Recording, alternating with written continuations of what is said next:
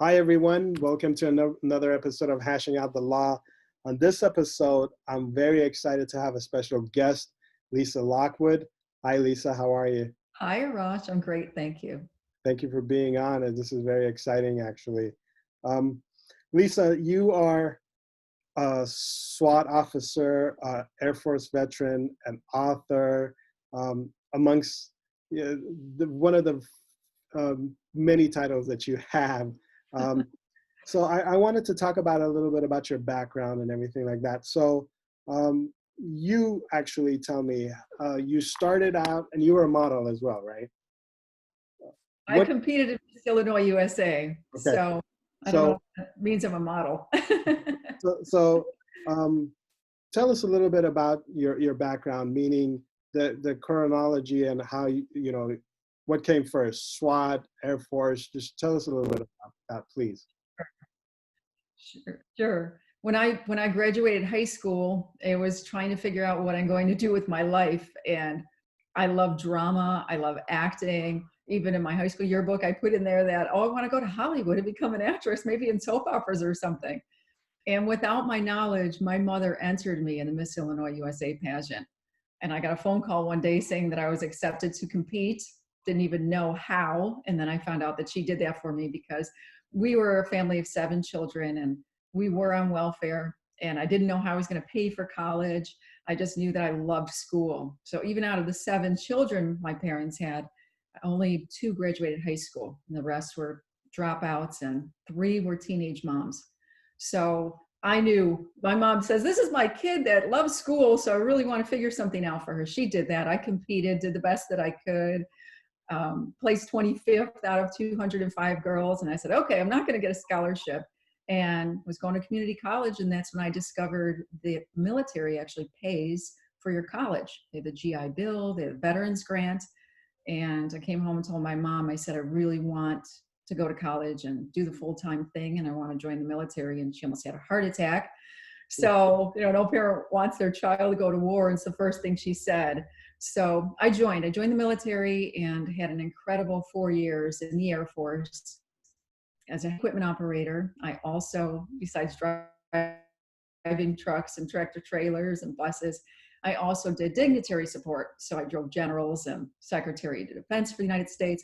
It was great. I had an incredible 4 years, and I was named Airman of the Year. But the biggest get for me, I was so excited. Not only did it teach me accountability and patriotism, I love the fact that now I'm going to have my college paid for. So that was the beginning for everything. That's awesome. So Yeah. You did your 4 years.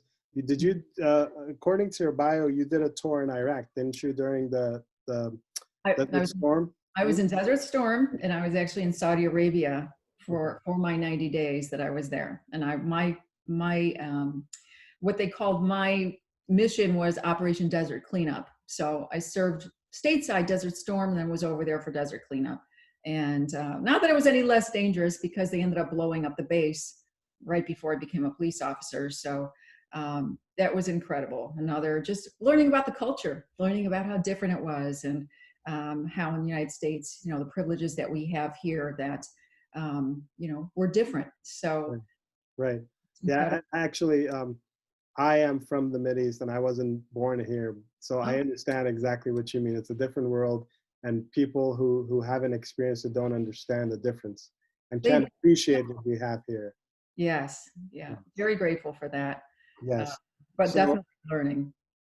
And then you said the base got blown up right before you became an officer. So I'm assuming after your tour was done, yes, or your service was done, you became a police officer. Tell us a little bit about that. Sure. So I still didn't know. Now I left the Air Force. I'm going to college, and I'm like, what am I going to do with my life? I needed to work while I go to school, and I already at the time. And I was like, what do I do? So I took a job doing private security for an office building, because it was great with the hours for going to school. So I'm back in uniform again. And I'm like, I'm used to this after the military. And while I was there, I decided to take one criminal justice class. That led to a second one. And I still wasn't thinking, I was like, why am I being pulled in that direction? So I did an internship with the Chicago Police Department. And after I did the internship, I was driving around with the tactical unit. I was in the back seat of the car. It was unmarked. They were undercover tactical, and they responded to a drive-by shooting. So when I got there, they said, stay in the car. They made sure that I was safe. They got outside, and there was a man shot, bleeding, dying. And when they secured the scene and did everything that they did, and I saw the cavalry come in, that was a moment, a defining moment for me where I said, I want to do this job. I want to do it. I can do it. I want to make a difference. And that was the pursuit of my police adventure. I became a 911 dispatcher first because when I made that decision, they weren't hiring. So I said, what a great way to learn the ropes, because you learn all the codes, police jargon, and how the officers are responding to calls. So for a year and a half, I was a 911 dispatcher before I became a police officer. And then you became a police officer, worked your way up, and you eventually were part of the SWAT team, correct? Yes. So I used to train with the SWAT team while I was a dispatcher. So they were looking for a role player, and the commander of the SWAT team knew I was in the military. He said, hey, I can't pay you, but if you want to come out and see how SWAT trains, we need role players. And I was the victim of domestic violence. I was the crack addict in the house. So they had all of these different scenarios set up where SWAT would come and storm the doors. And Right. I got to do my acting that I wanted to do in high school. So that was kind of a segue into that. I never thought that, I want to be on the SWAT team, because frankly, it did scare me. All of the equipment that they used, all of the different firearms. So as a new police officer, seeing that, I thought these guys are the real deal. And I was very intimidated. And then if you were really intimidated, what made you get over your fear and eventually decide that this is what I want to do? So after, as a rookie police officer, I was on midnight shift, and I started to develop some bravery. We were single person units, so I was in my own squad with no partner, strumming up my own police business, stopping people, talking to people on the street, responding to domestic calls and bar fights and, burglaries and holdups.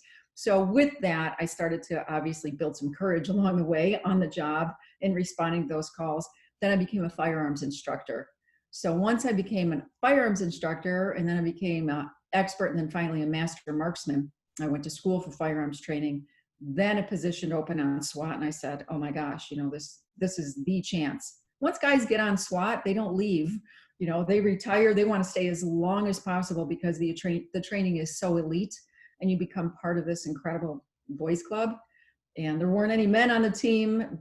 I went ahead and I looked at the general orders in the police department to find out if women are even permitted to be a part of the team. And there was nothing in there that, was based on gender or discrimination, as long as you can do everything that you're required to. Pass the physical agility, have great skills as far as your marksmanship. And then also I was a proactive police officer. So in those 2 years, I had accumulated some great arrests, felony arrests, and I was a go-getter. So I was selected. Were you the first female on the SWAT team? Yes. That's awesome. Thank you. And you wrote a book about all these experiences, and it's called Undercover Angel: From Beauty Queen to SWAT Team, right? Yes. And that's yeah, kind of a funny. It's a funny title, Arash, and sometimes, I blush when I hear it, even to this day when I wrote it, because the editor chose the subtitle. Undercover Angel I chose because of a joke. When I was an undercover detective, my commander's name was Charlie, from Charlie's Angels. Charlie's Angel. And I nicknamed my partner Bosley just as a joke, so that it was like, oh, Angel and Bosley are headed out to go and do their job. So that came Undercover Angel. But editor thought it would be funny if they put From Beauty Queen to SWAT Team, because it had a hook, and he thought, the media is going to love this. He had a point. I can't wait to read the book. I'm excited to read it. So thank you. But that's one of the books that you wrote. You wrote 2 other books. Correct me if I'm wrong. It's 2, correct? 2 other books? Yes, I wrote Reinventing You, which is about reinventing in your career, helping people along the way, showing them that you don't, just because you went to school for something and you did something for a little while, you find it's not your passion anymore, how to discover, because obviously I've reinvented over and over again. And then I started to help people with that, with a coaching business. The other book, Heart of a Military Woman, is I was a contributor to that book. So there are two military women who put that book together and then had other military women contribute to it. Awesome. I'm going to make sure that we include links to all three books in the bio section of this podcast, and so everybody can get a hold of them if they want to. Now, all your police experience and law enforcement experience, it's going to lead me to the next subject, and it's going to be a little bit more of a serious subject. And everything that's going on today with everything that happened with George Floyd and police discrimination and the racial issues and everything that's happening. And I want to talk to you about that and get your point of view as an ex-law enforcement officer. Sure. So let's start with a general question. What are your thoughts about the role of police and how it's being portrayed by not just the media, but the general public? So my opinion on this is that it's unfair right now, because the level of police misconduct, everything is documented along the way. Police officers are reprimanded for doing things that are wrong. They have records of that. Sometimes the reprimand isn't commiserate with what they had done, and that's the unfortunate part of it, but the misconduct is overstated in the media. When you look statistically, there are 250 million law enforcement type of transactions that happen across the country.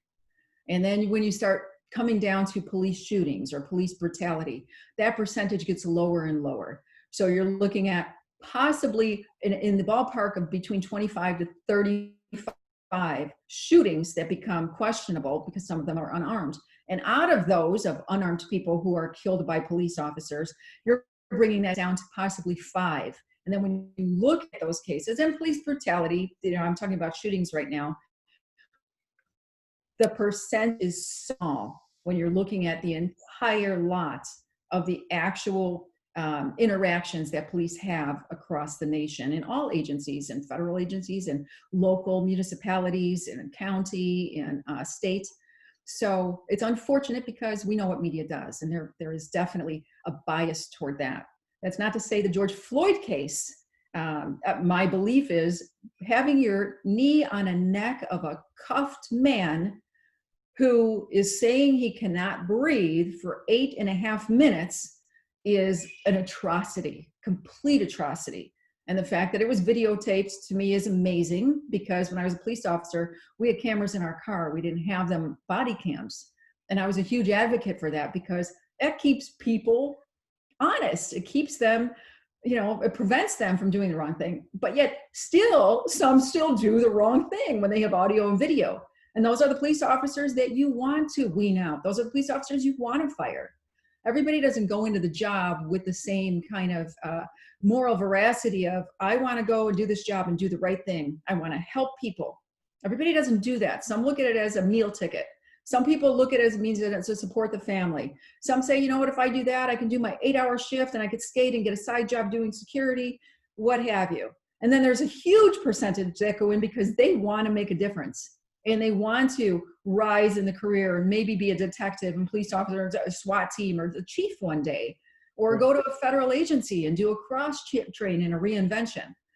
But there are bad apples, as there are in any employment out there. Doctors, who have malpractice lawsuits and are addicted to drugs, and the list goes on, abuse patients sexually.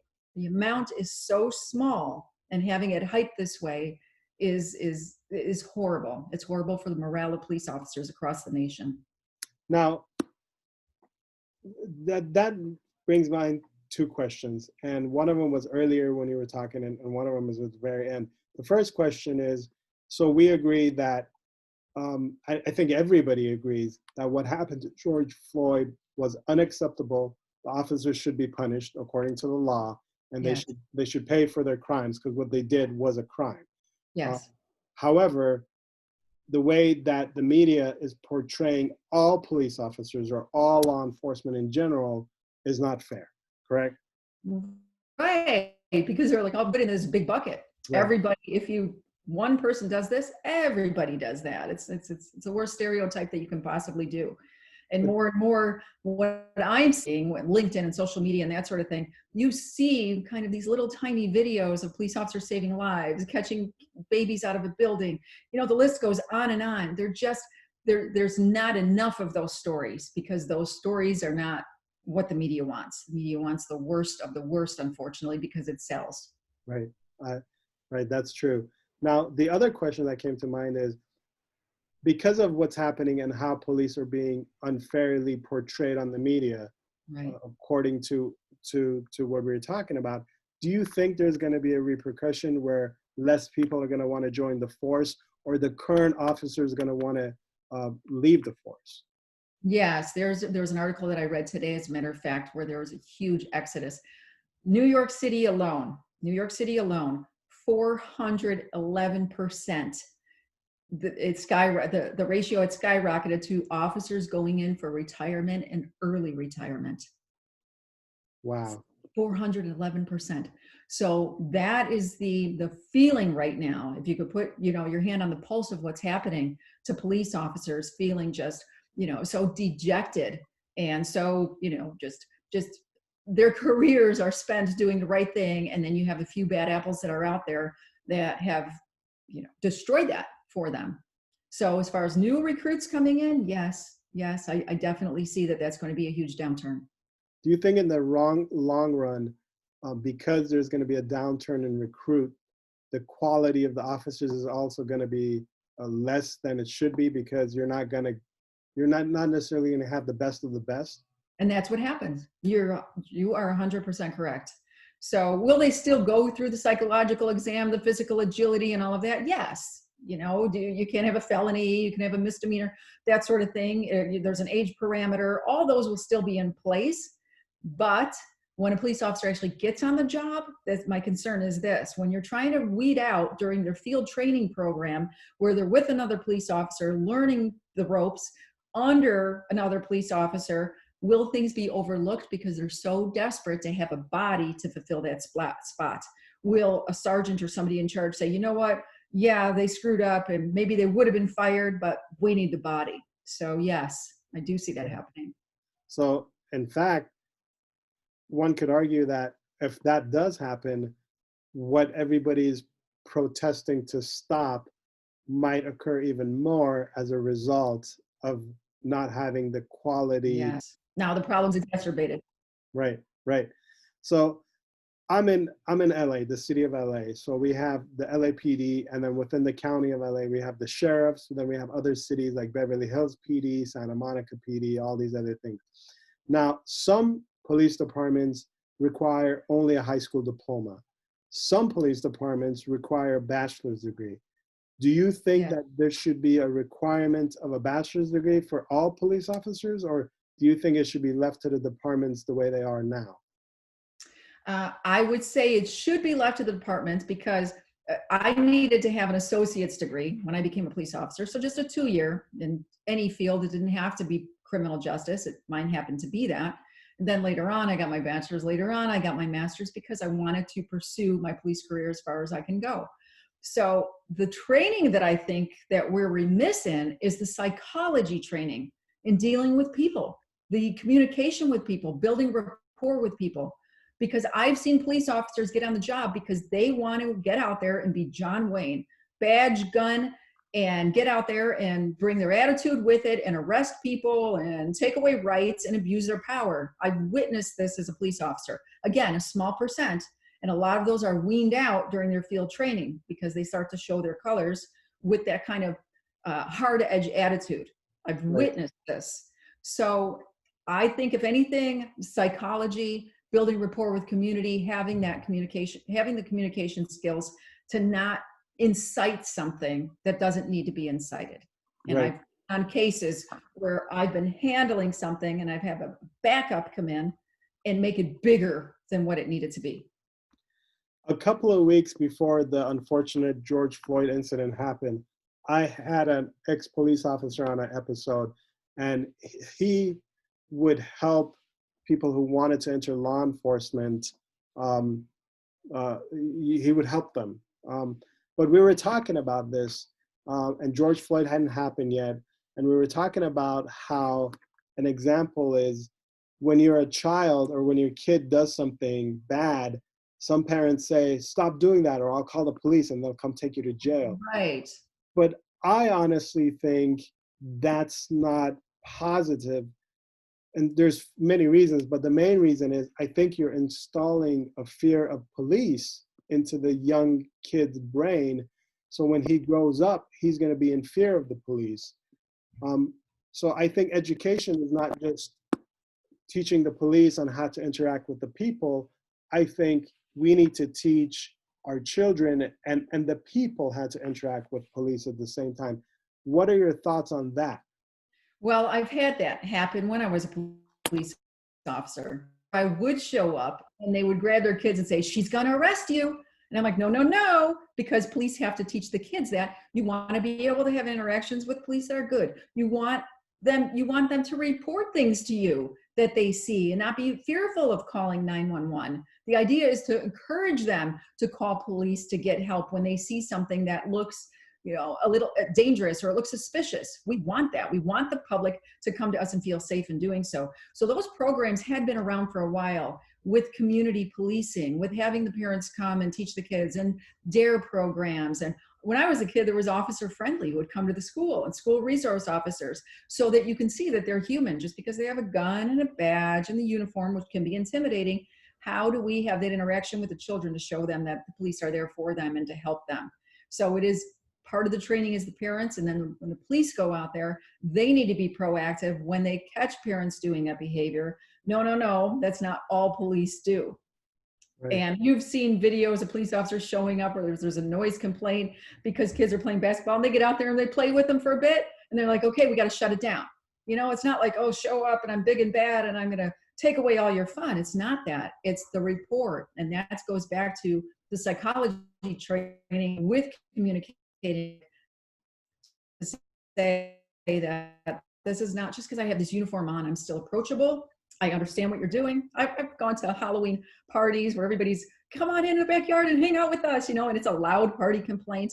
And I did. I went out and hung out and grabbed a hot dog for a minute and I said, okay, guys, we got to do this. People are drunk, but there's a way to build rapport. Right. So there's this other thing going around, defund the police, and different people interpret it different ways. Some people say just no police force. Some people say no, defund the police doesn't mean that. It means take away their budget or some of their budget because they have so much.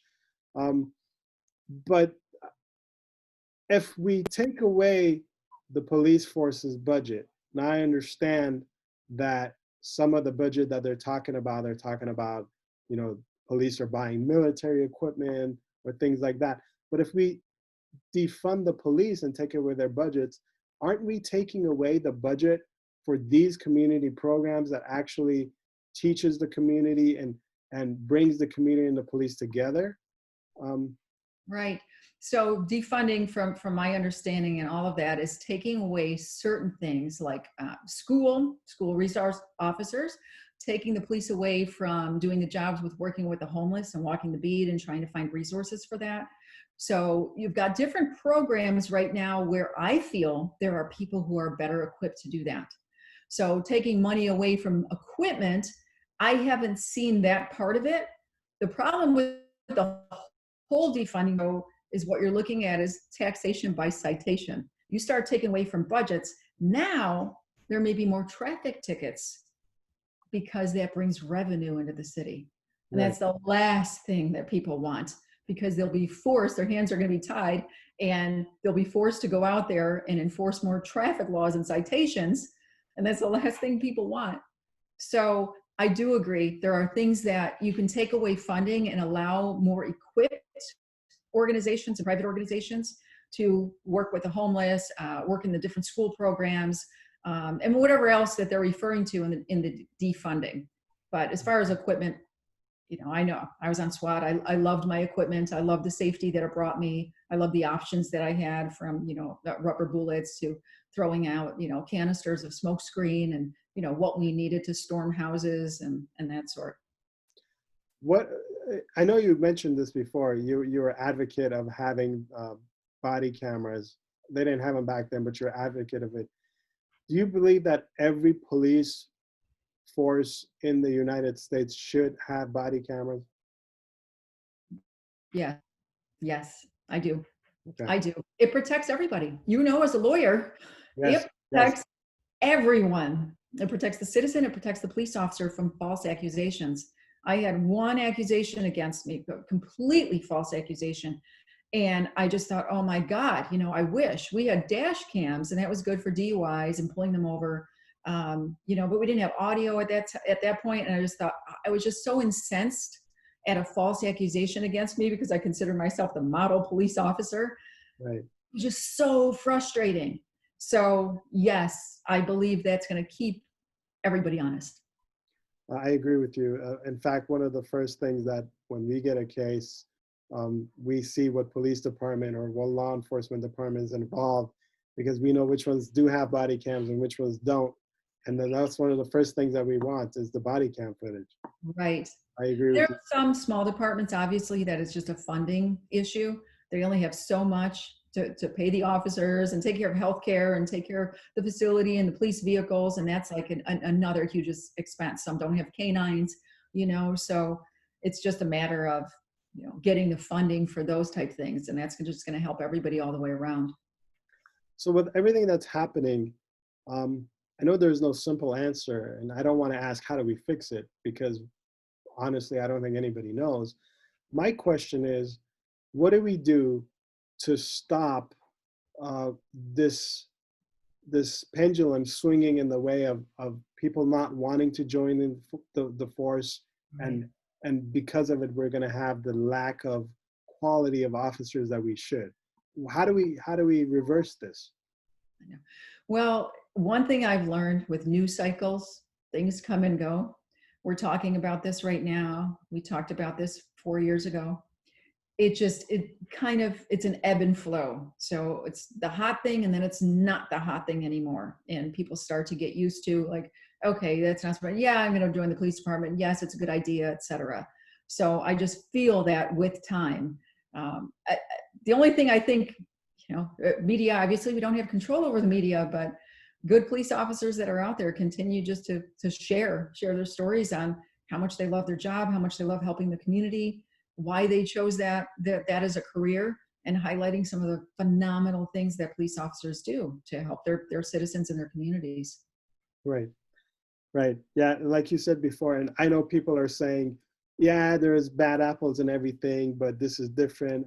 But it's true. There's bad lawyers. There's bad doctors. So Yeah. it One just good thing is there has been some legislation that was passed as far as police officers leaving agencies and going to other agencies because of being disciplined.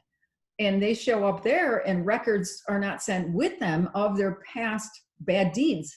right. So now that legislation is that this is going to follow you, and hopefully you're not able to apply somewhere else based on that, because now they're going to be able to have access to all of your prior police records.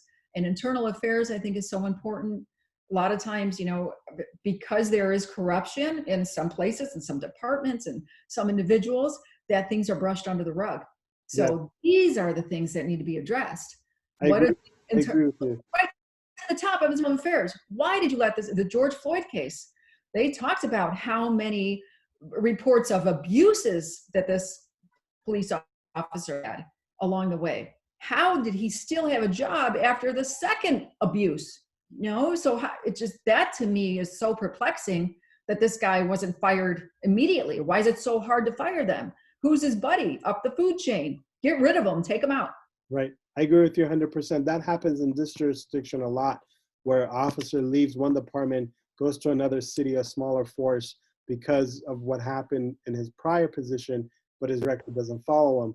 And then in Right. California, there's been more push for lawyers to get the officers' records more Right. easily. Yes, we have to file a motion. It has to be reviewed in camera. All It this good. shouldn't be that hard. Like, It's so hard, but yeah, I agree with you. I agree. Now, let's move a little bit to another um, rosier subject. okay. Yeah, I know how we were talking about how do we change this, and we talked about this. So that leads me to my next question I have for you. Let's talk about a little bit about your other book, Reinventing You, where you said you wrote this book to help people who are sort of like needed a push in the right direction in their career, I believe, or whatever they want to do. People who become stagnant. So they go to college, they get into the job field, and all of a sudden they're like, wow, I really don't like this. And they don't know what to do. They don't know how to figure out what's my passion? What am I meant to do? Everybody has an assumption that you're supposed to know when you graduate. And that's the trickiest part. Some do internships, they end up somewhere, and then they feel an obligation to parents, whoever funded their college, if they've got student loans and debt. I'm supposed to do this. And then they're stuck in a career that they realize it's not meant for them. So Reinventing You is a book where I walk people through an entire process of discovering some of their desires. What's the thing that gets you out of bed every single day that makes you feel excited? And start to think about that. Don't think about it in the career sense. Think about it in, maybe it's an adventure, maybe it's travel, maybe it's doing, it's skydiving, whatever it is. How do you build a career in that thing that you love? If you had all the money in the world right now, what would you do every day? A lot of people are like, I'd ditch the job for sure. But then what? What inspired you to write that book? Was that something you went through yourself, or? Yes. Yes. So when I joined the military, I didn't join the military for a means to an end, get an education. Didn't know what I was going to do with that education once I did that. Then it was just like I did things by default. Let me take a criminal justice. I was interested in the psychology of serial killers because I grew up in the Chicago area and we had John Wayne Gacy when I was a kid. And he was notorious for sexually abusing young men, killing them and burying them under his home. So, and he was a clown and he was in politics. He was a public figure. And it's like, how did that happen? I was scared to death growing up that I was going to be kidnapped by John Wayne Gacy and killed and put under his house. So later on years, I was just interested in that. I wouldn't call it a passion, but I just like, why do serial killers do what they do? What's the psychology of it? So by default, finding that one thing, I was like, well, that led me to this, that led me to that. So I helped people with that. I had done coaching for almost a decade with people who were just looking to reinvent in their careers, find out what their mission was, what their destiny, what they were designed to do, what would they love, and get them on that path. That's awesome. That's great. I see there's a copy of the book behind you, actually. Yes. And that's your badge, right? Your badge is right there. It is. Awesome. That's great. I would love to keep you on here for hours and keep picking your brains, but I know you're a very busy woman. I appreciate you for being on. Thank you. I'm going to make sure that everybody has, we're going to include links for all the listeners and the viewers. We're going to, if you click on the links, you can actually get a hold of Lisa throughout all her media, on her social media, on her website, and you can purchase any of her books. Lisa, it was a pleasure having you on. Thank you, Arash. Talk to you again, and you have a great day. I appreciate it. Goodbye, everybody.